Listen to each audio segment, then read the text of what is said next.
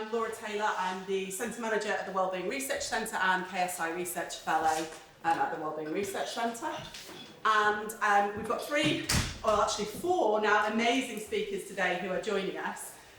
So Dr. Jose Marquez, up first with Devi Khanna. They're both from the very exciting Be Well project, which I'm sure anyone who knows education has heard of this project.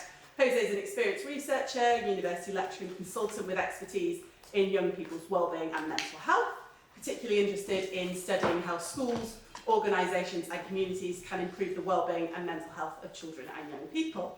And Devi also works at the Be Well project, a doctoral student there, and Devi, Jose and I work together on a lot of our wellbeing in childhood and adolescence projects.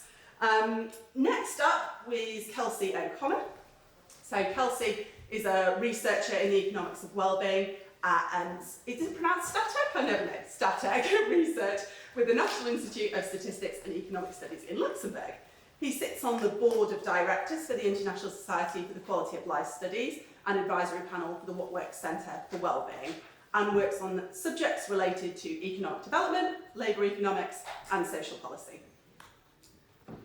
Actually, we've got 5 speakers. I'm so disorganised. Obviously, we've got Julie and Linda as well, so 5 speakers this morning. So Julie Selwyn, CBE, is a Professor of Education and Adoption at the Rees Centre at the Department of Education here at the wonderful University of Oxford. She's the academic lead for Bright Spots, subjective wellbeing of children in care and care leavers, in partnership with Quorum Voice, which is a children's rights charity. And Linda's here from Quorum too, and she acts as a government advisor and is currently a special advisor to the House of Lords committees. Wonderful, so welcome everyone, welcome to the session. I'm going to ask Jose and Devi to come up and give us their interesting update on the Be Well data. Hello everyone, my name is Jose Marquez.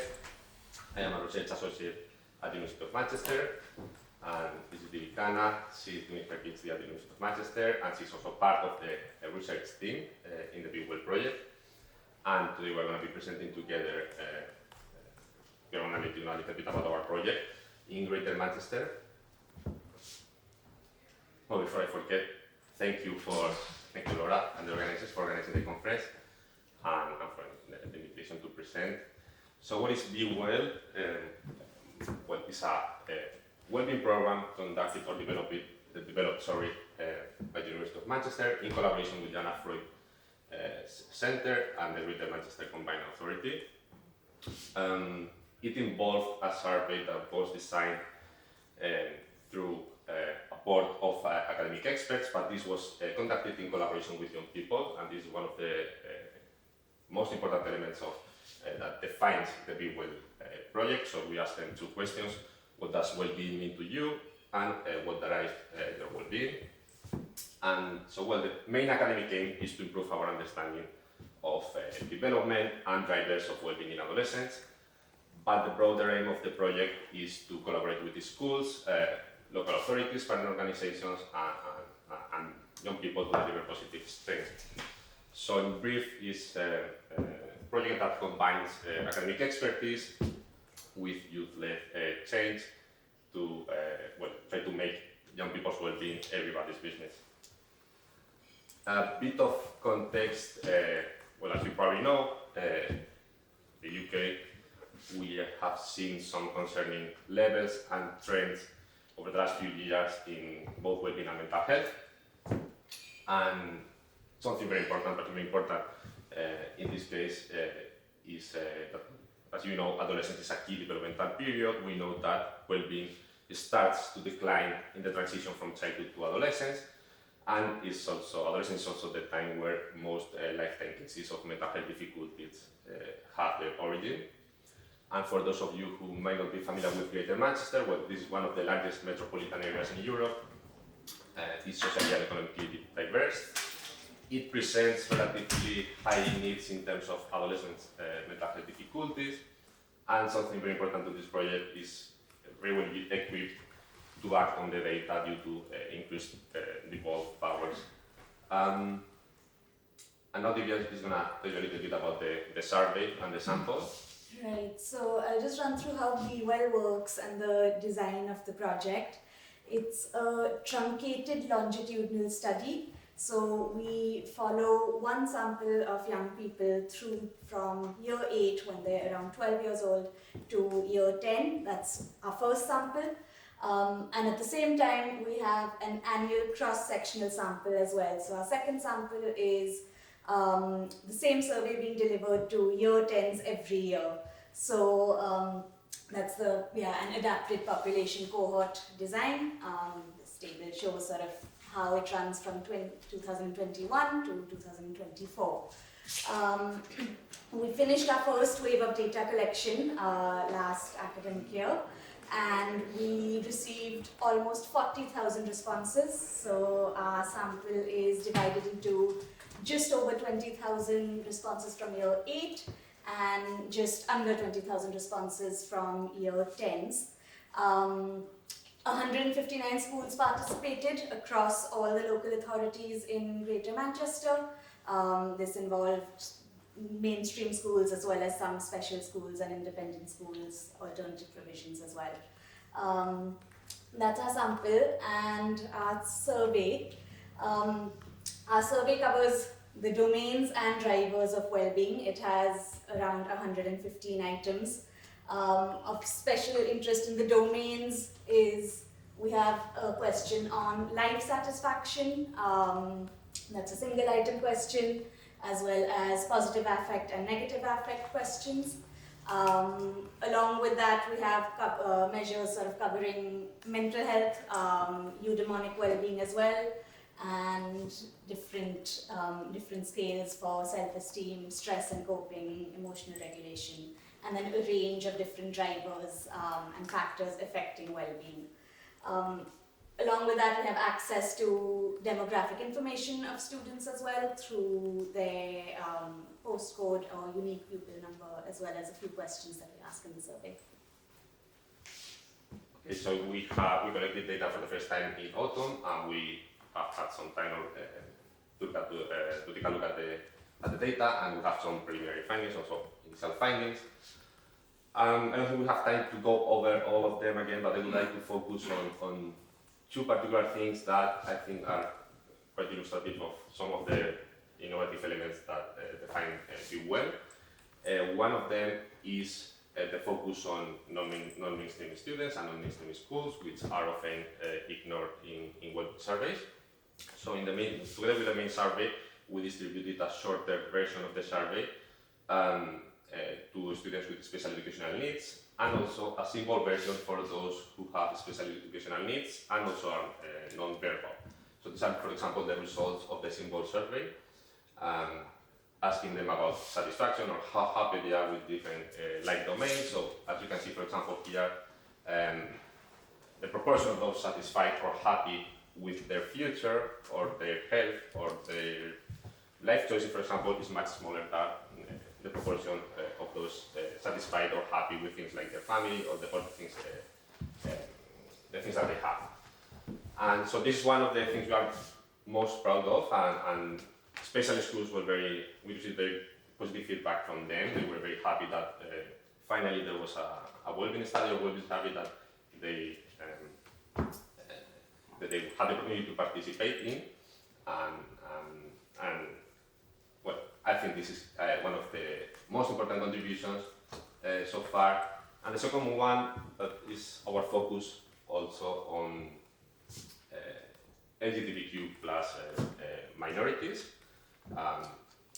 So again, and this is from the inequalities finding briefing, and this is where we first had the opportunity to look at this. So we looked at differences in different well-being domains across different groups of young people in Greater Manchester.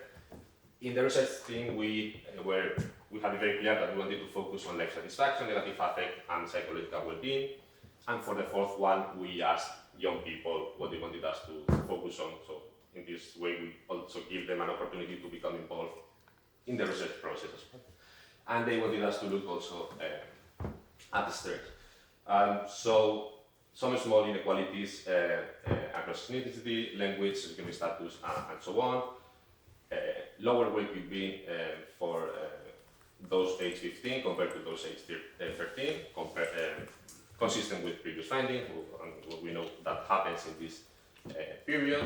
Lower well-being for girls, again, consistent with previous research, but very large inequalities for minorities, LGBTQ plus inequalities, minorities, sorry. We further explored this in our first paper, and we should have a preprint of this maybe today or tomorrow. And in this paper, we focus on 9 different domains on this occasion, so 3 hedonic, and these positive and negative affects and life satisfaction, and 4 eudaimonic domains, and symptoms of distress and mental well-being. We studied this in these 3 different models using structural equation modeling. And these are the LGBTQ comparisons that we explored. So we compared against the reference category. So for example, for sexual orientation, we compared how gay or lesbian or bisexual, pansexual, or hot, or those who define in a different way, or those who prefer not to see their sexuality, how they compare in terms of these 9 different domains with the reference category, so heterosexuals in this case. So these are the domains, these are the groups that we studied. Those highlighted in bold are where we found the most substantial inequalities and disadvantage, so especially among gay, lesbian, and bisexual, pansexual, and among non-binary and other, especially in the areas of negative affects and symptoms of distress. And well, we control for these covariates that we know that are important at explaining variation in well-being. And the important question is, okay, how large are these inequalities that we found? And they seem to be pretty large. So we compare with a couple of previous studies that had looked into these, not this exactly, but correlates of well-being in a similar way, comparing or using these better standardized coefficients. And we found that, for example, compared to being bullied and not being bullied, the difference between being, for example, heterosexual and bisexual or pansexual is 4 times larger effect in your well-being. So these are pretty large inequalities. And so yeah, well, this is the paper. We are now working on a different paper, on psychometric paper, and we have some plans for further research. We consult our research plans with a research advisory group every 3-4 months, I believe. Here we have the names of the other members of the research team. And something very interesting about this is that there will be also very good opportunities for data linkage. So we have the residential postcode, and we also have the unique pupil number. So we'll be able to look at a lot of different things that were not collected through the survey, but that have been collected by others. And yes, it will be possible to access this data set if you are interested, and I hope you are. You should contact us by email. And now Devi. And so I'll quickly run through what we plan to do with the data in terms of getting sort of a community impact or policy impact, and how we're using the data to help schools as well as different neighbourhoods across Greater Manchester. Mainly this is done initially in 2 ways. We have a school data dashboard and a neighbourhood data dashboard that's provided to stakeholders in each.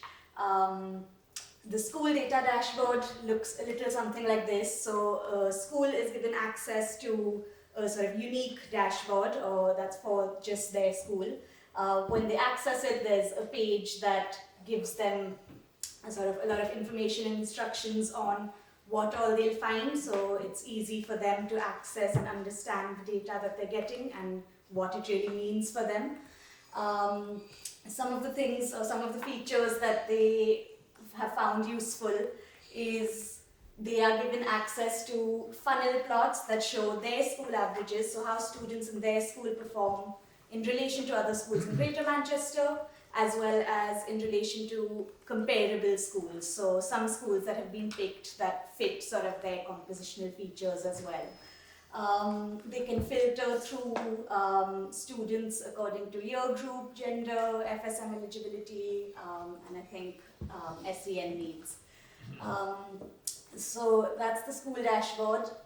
In addition to that, different partners or local authorities are given access to a neighbourhood dashboard, which I think is publicly available as well. So if anyone's interested, that's on our website. There's a heat map that shows how each neighborhood is doing in relation to different metrics. You can choose any of the domains or drivers that our survey covers. And really quickly, one of the features of it is that in addition to seeing the scores of your neighborhood, you can see the scores in terms of context-adjusted scores that take into account different demographic features of the particular neighborhood, as well as scores for elevated need that show how sort of pupils who have performed sort of lower in certain metrics are doing. That's the neighborhood dashboard. And really quickly, what we want to do next, there's a lot. So we have different areas that we want to look at in terms of community response and community impact. We have a coalition of partners working with us that are looking at sort of how they can bring around place-based change. And like Jose said at the beginning, all of this is sort of driven by young people's views and input.